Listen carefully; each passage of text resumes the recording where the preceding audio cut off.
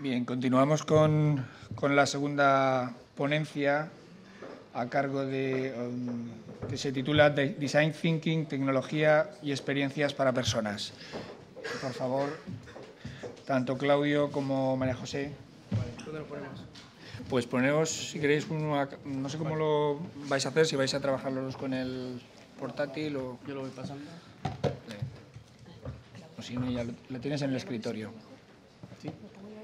¿Queréis poneros los dos a continuación o...?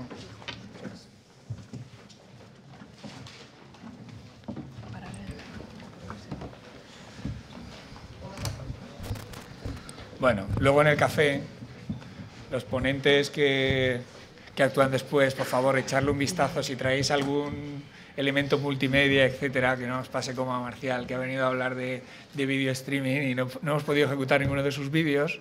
Entonces, esto es lo de siempre. Al final hay que hacer la prueba, hay que hacer la prueba en real para ver si falta algún plugin o si falta algún componente. Así que los ponentes de la segunda parte de la jornada, por favor, en el café con Héctor, si traéis algo especial, por favor, probémoslo. Bien, no quería que se me pasara a decirlo.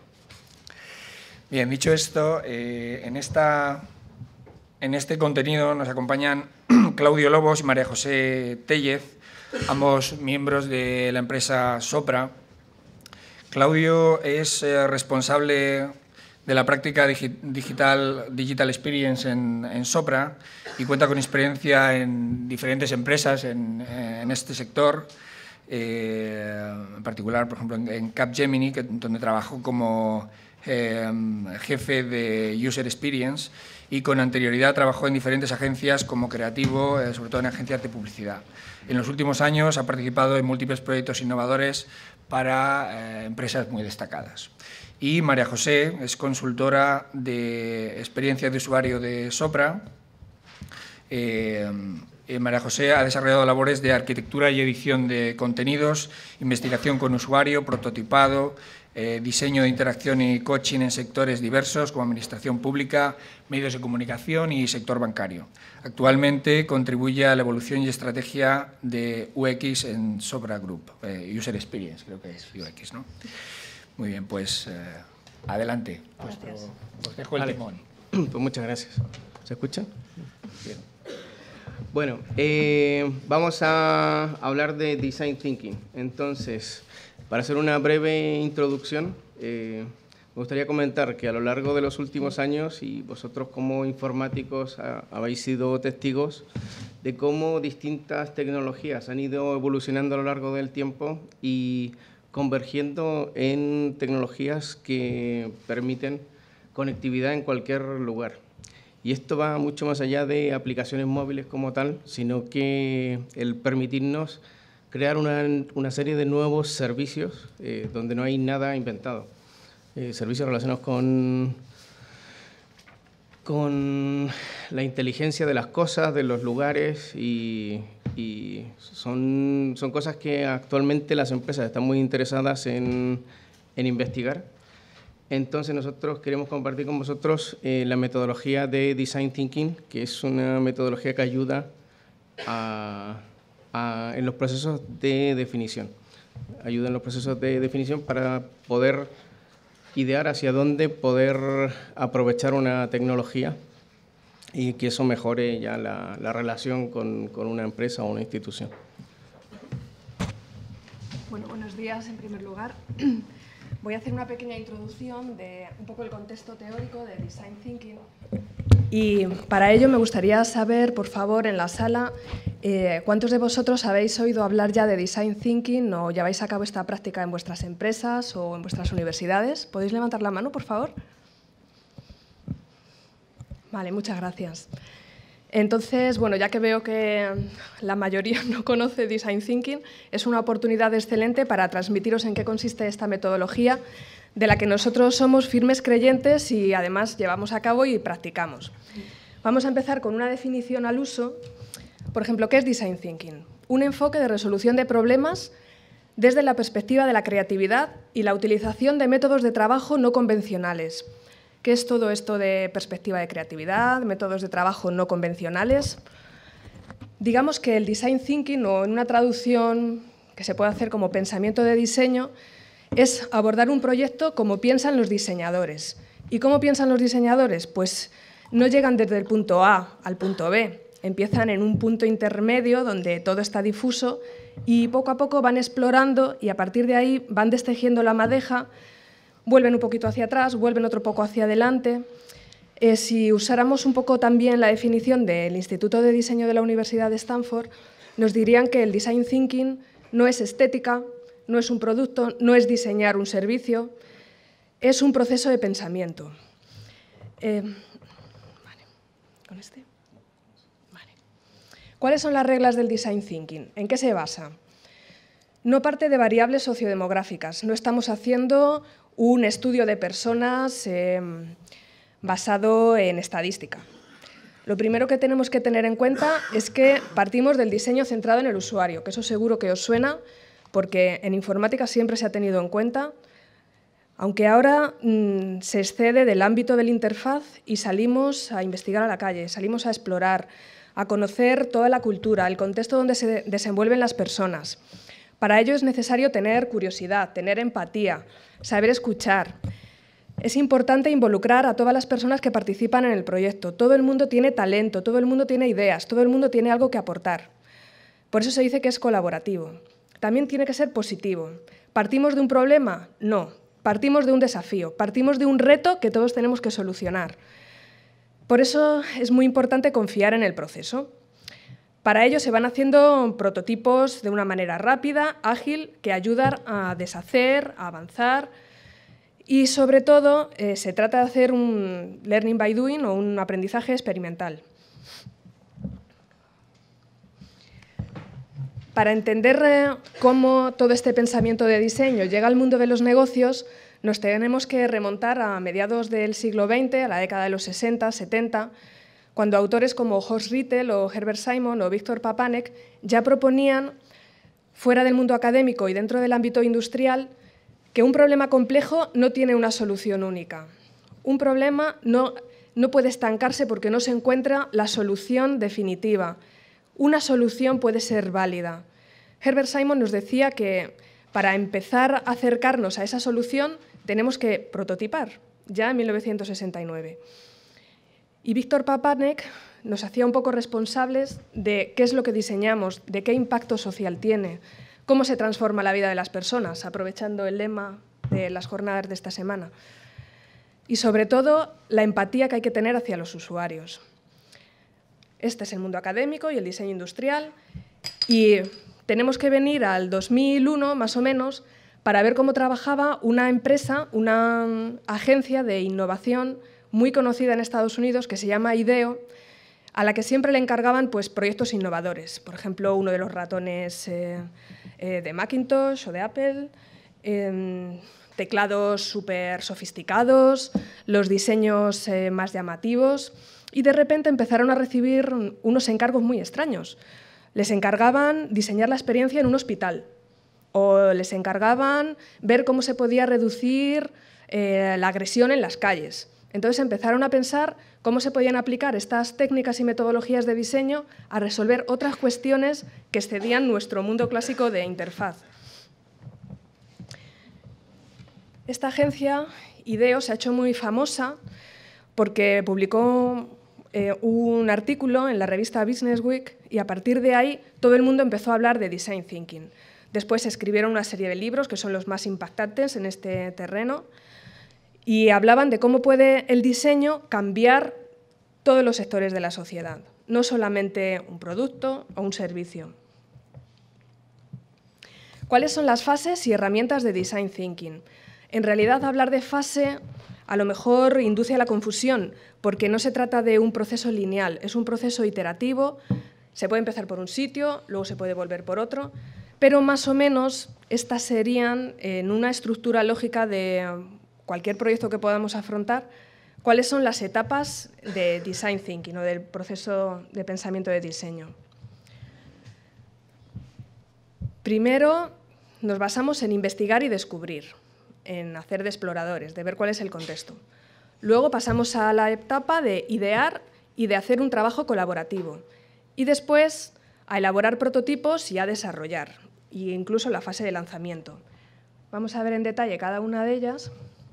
Por ejemplo, en la fase de investigar y descubrir. Lo primero que tenemos que saber es quiénes son nuestros usuarios, a qué usuarios nos dirigimos, cuál es la necesidad u oportunidad que nos está planteando en el contexto. Si logramos encuadrar el desafío que tenemos delante de una manera inspiradora, todo surgirá de forma más fluida.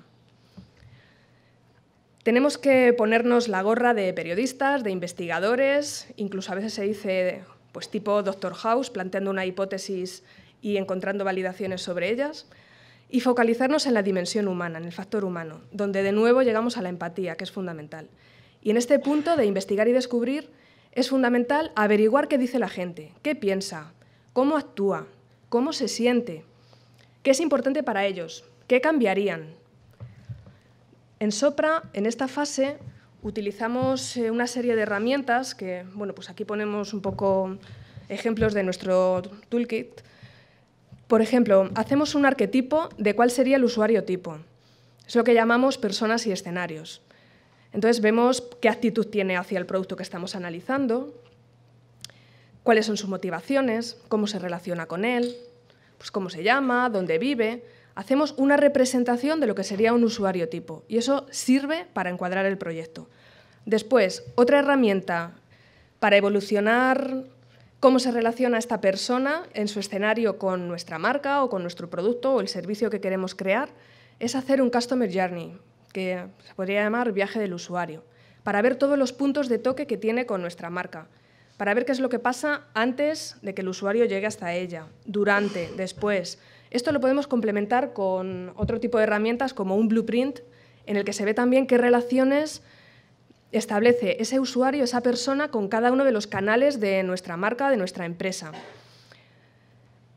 Hay muchas técnicas variadas en esta fase de investigación y de descubrimiento.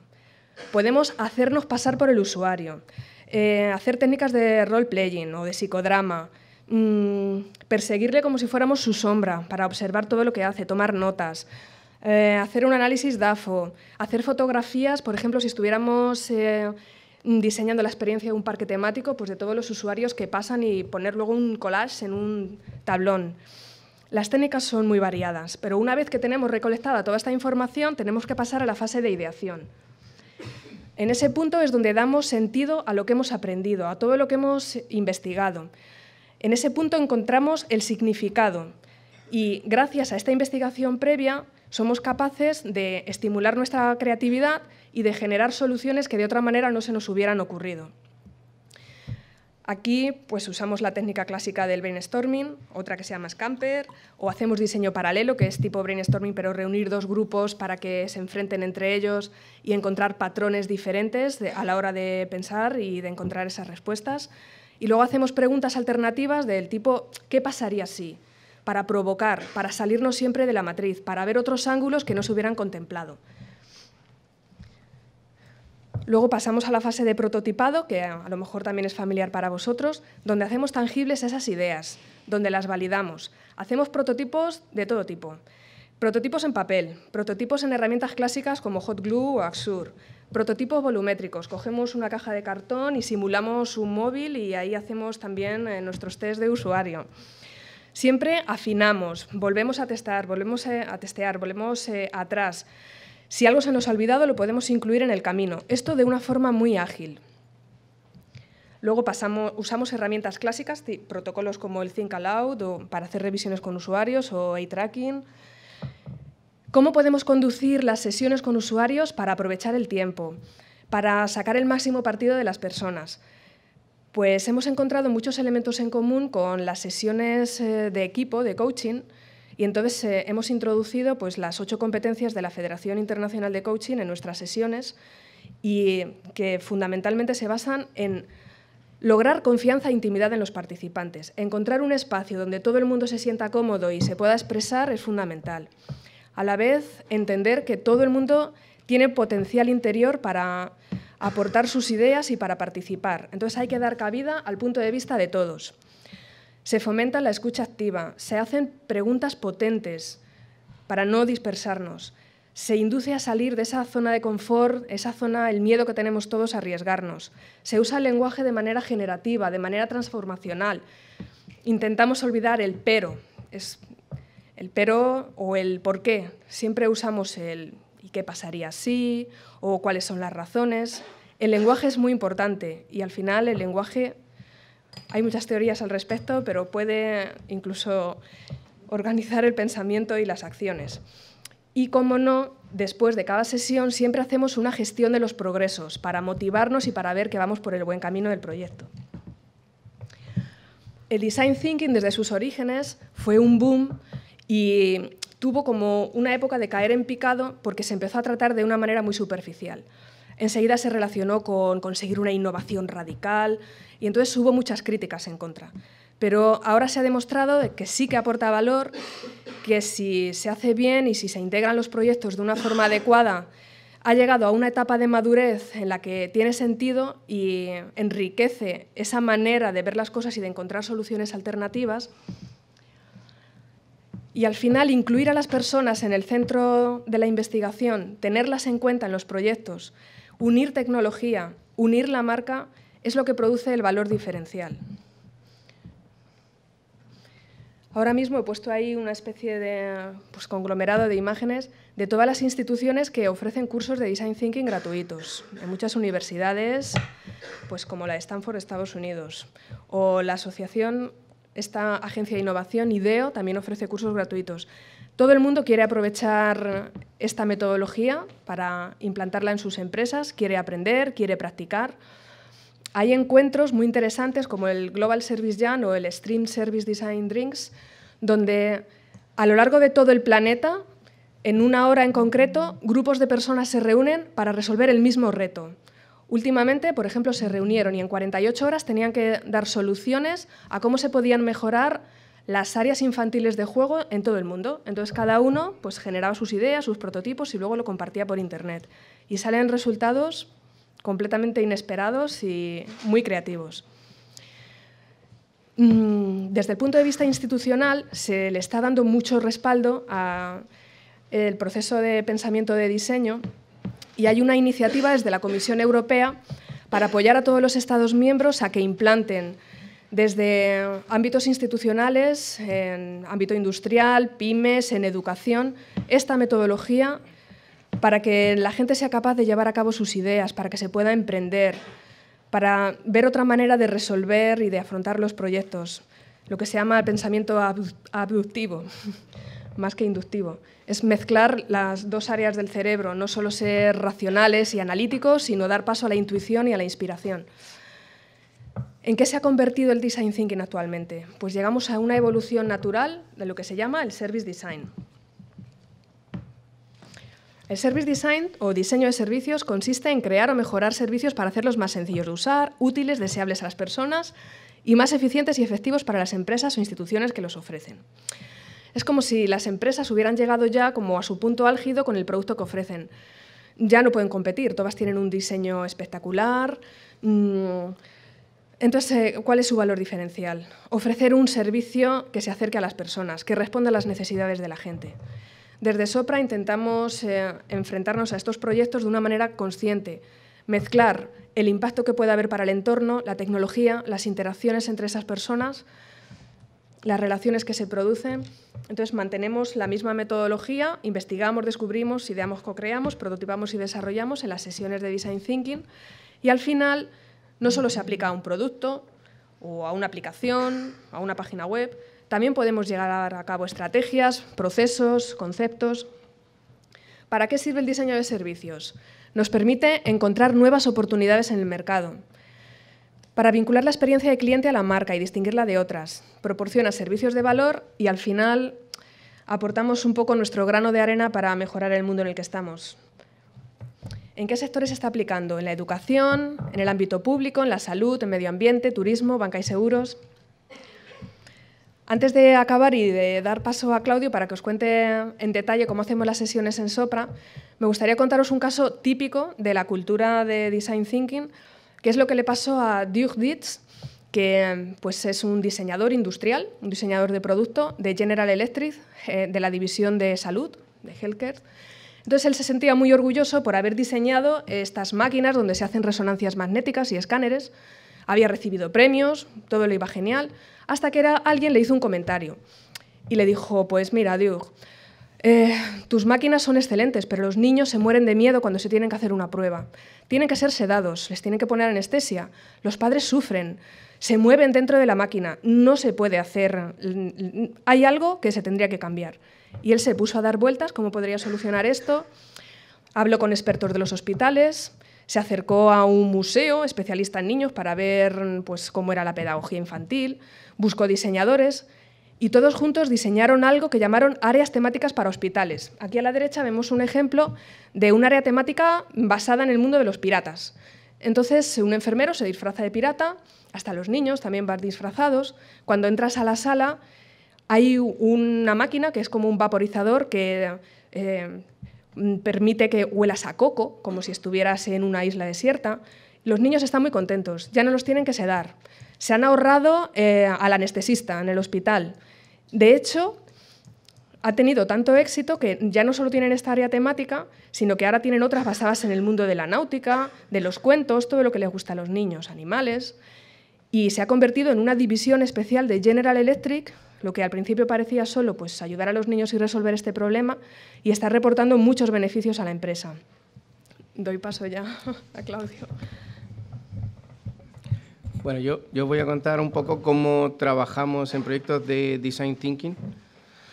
Y antes que nada, voy a presentar Sopra, por si no nos conocéis, que somos una de las mayores consultoras de tecnología de Europa, también especializados en desarrollo de software, integración y bueno, trabajamos con múltiples tecnologías.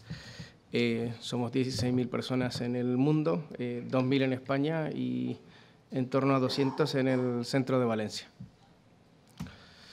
Luego, dentro de Sopra tenemos el área de Digital Experience, donde tenemos un equipo multidisciplinar, que son estos y más gente. Alguno de ellos está aquí también. Vale. Bueno, dedicados a diseño, innovación, desarrollo de interfaces, movilidad también.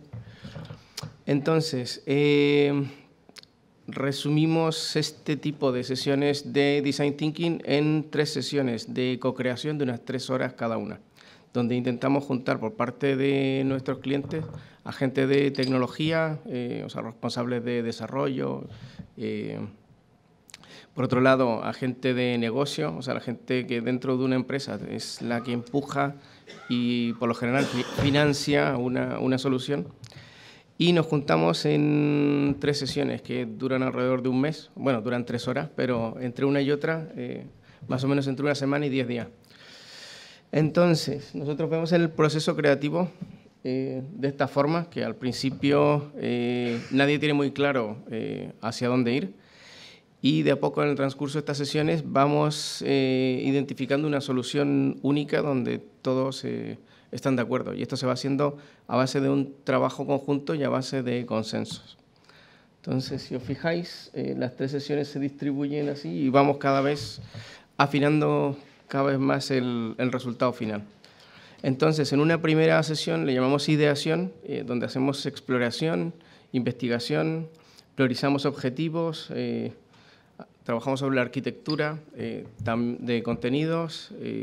Esto en paralelo, mientras nosotros hacemos toda esta definición de más funcional, o sea, más de funcionalidades requeridas, en paralelo se hace un trabajo más de análisis funcional, diciendo, oye, todo esto que están proponiendo aquí, cómo se puede hacer, cuánto, y bueno, va todo en paralelo. No os creáis que aquí la gente empieza a divagar y a dar ideas, sino que todas ellas se van respaldando. O sea, es un proceso bastante iterativo. Para que os hagáis una idea, aquí empezamos con fases de ideación, donde cada uno va explicando sus objetivos, tratando de meter una idea en cada POSIT, y luego esto nos permite agrupar POSIT y decir, mira, si aquí hay uno que dice que quiero una aplicación rápida, eficaz, y ahí ya tenemos un objetivo. Si otro quiere aumentar las ventas, aquí vamos juntando otro. Entonces nos vamos poniendo de acuerdo. Luego, mediante ejercicio, vamos sacando el feedback que nosotros necesitamos para ir ayudándoles a nuestros clientes a darle forma a una solución. Utilizamos también pensamiento visual, de manera que en lugar de escribir una idea en un POSIT, en este caso, si os fijáis, está pintada una idea en cada POSIT. Luego, trabajamos en conjunto y con ejercicios tipo card sorting en definir estructuras de contenido o flujos de navegación, diciendo, oye, hemos identificado tales funcionalidades para nuestra aplicación o nuestra web o nuestro lo que sea, y a partir de aquí nos vamos poniendo de acuerdo en cuál va a ser el proceso que nosotros vamos a proponerle a los usuarios para hacer las distintas acciones dentro de un portal. Aquí estoy dibujando acciones. Entonces, para que os hagáis una idea, la primera sesión es muy en modo borrador. Si os fijáis ahí, están cada uno pintando las opciones de una aplicación móvil, lo que se le viene a la cabeza. A partir de aquí nosotros vamos haciendo un macheo y vamos sacando una versión que ya en la siguiente sesión trabajaremos en detalle. Entonces, en una segunda sesión, nosotros con todo el feedback de la primera, vamos preparando prototipos y trabajamos sobre prototipos, haciendo una bajada ya más en detalle de todo. Si os fijáis ahí en la pantalla, o sea, en la pared, ya estamos trabajando con prototipos que van mostrando las distintas opciones. Y sobre esto se vuelve a iterar. O sea, aquí se vuelven a plantear cómo se da solución a algunas interacciones, cómo se resuelven distintas funcionalidades. Y bueno, lo bueno de trabajar en base de prototipos es que nos ahorra muchísimo tiempo, porque esto lo ves rápido, pintas por encima, vuelves a sacar otra versión, y esto antes de tirar la primera línea de código. Entonces, al final ahorra el trabajo de rehacer cosas cuando no están completamente validadas. Intentamos que dentro de estas 3 sesiones sacar algo que esté validado y a alto nivel y que sirva de guía en el resto del desarrollo. Si os fijáis aquí, los prototipos cambian bastante, pero esa es la idea, vamos, que sea una herramienta de trabajo. Y luego, en la tercera sesión, incorporamos diseño, en este caso diseño visual. Aquí veis que tenemos ya los prototipos con pantallas de diseño, porque en muchos sectores, tanto en las áreas de desarrollo, y vosotros que sois informáticos también lo sabéis, y en las áreas de negocio, es difícil trabajar a veces con prototipos porque es difícil el abstraerse hasta no ver las cosas más o menos pintadas. Sobre todo a la gente de negocio le cuesta mucho. Entonces ya lo ves pintado y ya sobre esta versión se vuelve a iterar y se vuelve a cambiar y se vuelve a identificar fallos, errores y mejoras. Si os fijáis, ahí está todo el flujo de navegación de una aplicación móvil puesto en pantalla. Y sobre esto vuelven a aparecer nuevas pantallas, se eliminan pantallas, se quitan aquí, se quitan cosas de la pantalla, se cambian literales y al final, de manera iterativa, vamos definiendo una aplicación que al cabo de un mes ya queda completamente definida. Luego, por último, por ir terminando, contaros que actualmente estamos trabajando en una serie de proyectos como esta ayuda a la administración pública a definir cómo adaptar su web a entornos virtuales. Trabajamos con una compañía de seguros para definir su estrategia de comunicación a la hora de cuidar a cuidadores de Alzheimer. También estamos ayudando a identificar una estrategia para una empresa de seguros que quiere ir a Latinoamérica a educar a la gente en el uso de seguros, o sea, con un concepto muy vago y muy a largo plazo. Estamos trabajando en mejorar la experiencia de visita dentro del ecosistema de museos y, bueno, entre otros proyectos bastante chulos. Entonces, y por último, que estamos abiertos a lo inesperado, o sea, el crear nuevos servicios, porque todas estas tecnologías que al principio estaba comentando, que confluyen en una conectividad y que ahora permiten que todo sea, tanto lugares como cosas, todo muy inteligente, está abriendo un abanico de nuevos servicios, como algunos que veis por aquí, y donde creemos que las empresas van a necesitar ayuda en definir esos caminos. Y nada más. ¿Preguntas? ¿Una pregunta?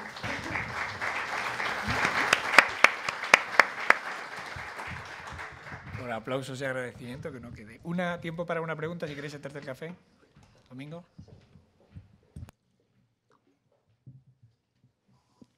Para María José, su prehistoria es Herbert Simon. para mí, obligatoria y biológicamente, es la RAND Corporation, la investigación operativa, donde estaba la hermana rica, que era la algorítmica, la programación lineal, el PERT, la teoría de la decisión, la teoría de colas, y estaba la hermana pobre, pero muy honrada, que era la heurística. Evidentemente veo que se ha avanzado mucho desde los tiempos del panel de expertos, el brainstorming, el doble Delphi, que era el que yo practicaba en su época. Se ha avanzado mucho. Pero sigo sin comprender cómo, que ya se decía entonces, en 3 sesiones de 3 horas puedes realizar un proceso como el que habéis descrito, en el que no hay sustitutivos para la creatividad y el talento, nunca los ha habido, y quizá no los haya nunca, y que con 3 sesiones podáis sacar un fruto operacional. Esta es mi pregunta. ¿Cómo es eso posible? ¿Con qué magia? Una pregunta sencilla. Bueno, gracias por remontarnos un poquito anteriormente, y sí, tiene razón. Antes he preguntado quién sabía un poco de Design Thinking, pero no se podía hilvanar. Usted no ha levantado la mano. Hemos mencionado el aprendizaje experimental. Hay que vivirlo para demostrarlo. Le invitamos a participar en una sesión de Design Thinking para comprobar cómo en esas 3 sesiones sí que se puede llegar a un concepto. Y, a ver, es cierto que también muchas veces se necesita un análisis mucho más detallado, tanto una investigación de usuarios, de contexto de uso, y que se podría tomar como una fase 0 antes de unas sesiones de cooperación. Antes de sesiones de Design Thinking, un trabajo previo de investigación con usuarios y investigación de entorno, contextos de uso y todo lo demás. Luego, esta es una metodología que es bastante ágil y que dentro de este primer mes de definición también se hacen iteraciones con usuarios, o sea, se hace trabajo de campo entre una sesión y la otra, se hace investigación con usuarios, test de usuarios de los prototipos estos que se van creando. Entonces, la verdad que está bastante respaldado el resultado final. O sea, está optimizado para poder hacerlo en un mes. O sea, es cierto que dependiendo de lo que se vaya a definir, a veces necesita una investigación previa o en lugar de un mes hacerlo en 2 meses, pero de momento lo tenemos resumido en un mes y nos funciona bastante bien. O sea, los resultados con el tiempo y la implicación que pedimos por parte de nuestros clientes funciona muy bien. Muy bien. Muchas gracias, Claudio. ¿Es corta? Es compleja, ¿no? Bueno, la última. Además, en este foro sabéis que no es que nos guste la complejidad, nos encanta la complejidad, o sea que no hay problema. Sí, yo tengo hurgar en la herida. Tengo una duda, ¿no? Y es que en este mundo de grandes cuentas, grandes empresas, normalmente muy dinosaurio y muy estáticas, yo soy un fan de estas metodologías ágiles y los intentamos aplicar, ¿no? Pero ¿cómo casa el proceso de un gran proyecto mega definido en el que en realidad el cliente no sabe lo que quiere realmente, ¿no? Pero ya son 6 meses de proyecto definido con un Gantt falso completamente y hecho un poco a voleo, ¿no? Y cómo se educa al cliente para que se dé cuenta de que estas metodologías iterativas en las que el producto se va generando, o sea, cómo casa una cosa con la otra, que al final aquí estamos generando un producto que no existía, se está creando. Vale, bueno, muchas veces intentamos demostrarle al cliente la necesidad de esa definición y de esa madurez antes de arrancar el proyecto, de que muchas veces las cosas no las tienen bien definidas ni bien planteadas. Entonces, le ayudamos a replantearse ese punto inicial y el punto de arranque. Luego, esta misma metodología se pueden ir aplicando a lo largo del ciclo de vida de un proyecto largo, o sea, ir haciendo revisiones y reenfoques y mejoras continuas cada X meses. Y ya. Muy bien. Muchas gracias, Claudio y María José. Ha sido muy interesante realmente.